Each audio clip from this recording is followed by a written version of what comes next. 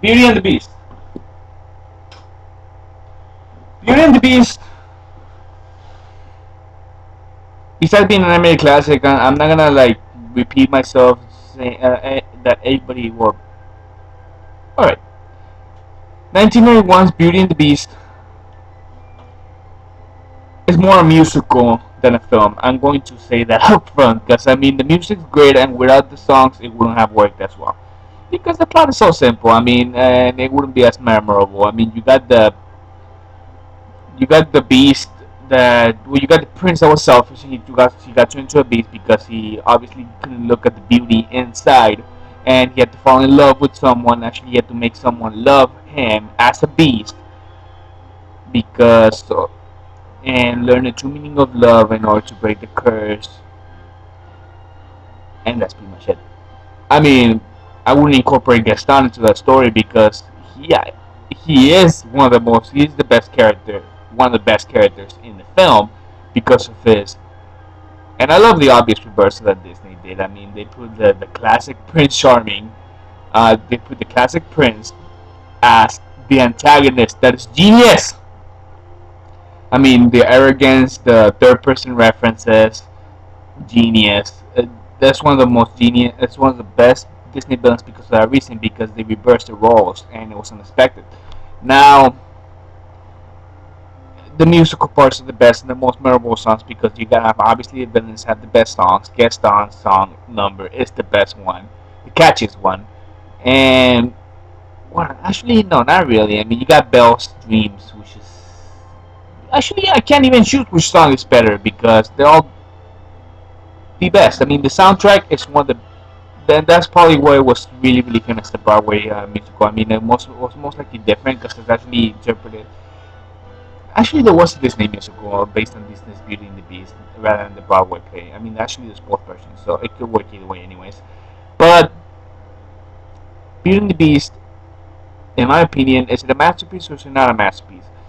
I give it a 9 out of 10. It does suffer from the very simple story. It does, but the thing is that the musical numbers are so memorable. The animation is so beautiful. It's one of the best looking animated features that Disney has released. And with the characters, I'm gonna go with the antagonist, one of the best antagonists ever. Belle and Beast.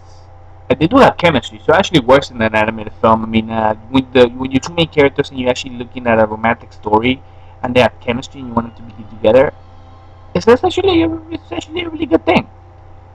Same thing as horror films. I mean, if your characters are likable, your movie's gonna be like actually worse than any context. Whether it be sci-fi, horror, family, kids, it could be any context. But I mean, especially with romantic films, if you two romantic leads have chemistry, and that's really rare, you get a great movie, and you get a great romantic movie, in my opinion.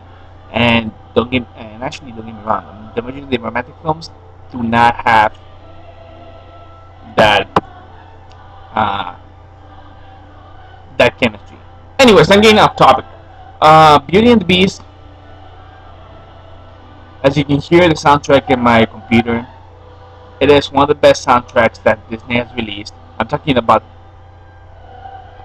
and this is the film's best asset, the soundtrack. Yeah, I'm sticking to that. I mean, it's like Sweeney Todd. I know it's not a Disney film. I know it's a weird reference, but Beauty and the Beast is a musical more than a movie, and I enjoyed it as that. What else can I say about this movie? I mean, you got so many great. You got the small things, of course. About I mean the henchman that's always being punched by Gaston. That's hilarious and does whatever he wants. Like stay the scene where he says that spot, and then the next thing you see him as no man. That's hilarious because he listened to him. Um, what else? The Beast moments. I like the Beast earlier moments where he's trying to be a gentleman but he can't, and when he's like, "I command you to be at dinner. That is not a request." Like when they, they told him to ask nicely before that, and that's hilarious. small things like that. It's the small things that make the film for me. Oh, in this movie, I mean, it's such a simple plot. You have to be looking for the small things that are normally it's dialogue. That mostly would be dialogue, and most people would miss in its first viewing. Most people remember obviously dancing scene, the ballroom scene, the be my guest scene, um, the transformation scene, the basic elements of the story. But you have to look at the small things, the character progression of Beast from, and the thing is that he does want to change. It's just that he's being so accustomed as being looked as a beast that he won't not change. And I don't know. I think the movie's a masterpiece. It's not a masterpiece. It's 9 out of 10. I mean, it is a very simple story, not translated so well into animated. But they made a musical. That's what Disney did best, and that's why it won Best Picture in my opinion. Because if it wasn't a musical, it would be just another your run of the mill, your run of the mill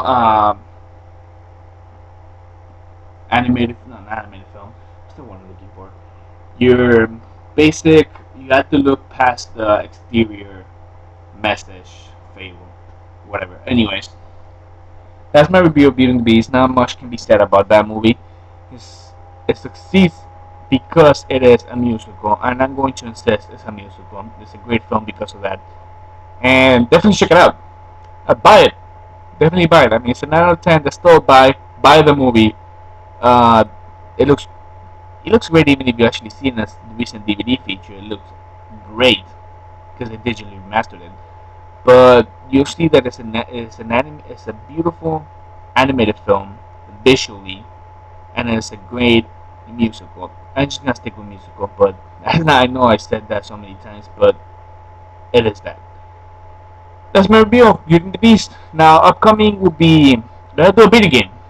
Bioshock 2, developed by 2K Marine, and that's gonna be my next review. Why am I doing Bioshock 2? Because I own the game and I just replayed it, and that's pretty much it. I mean, but it is a little bit underrated. But that's upcoming my review. Bioshock 2, developed by 2K Marine, which also by like anyways, I'm getting off topic. Alright, see you later. My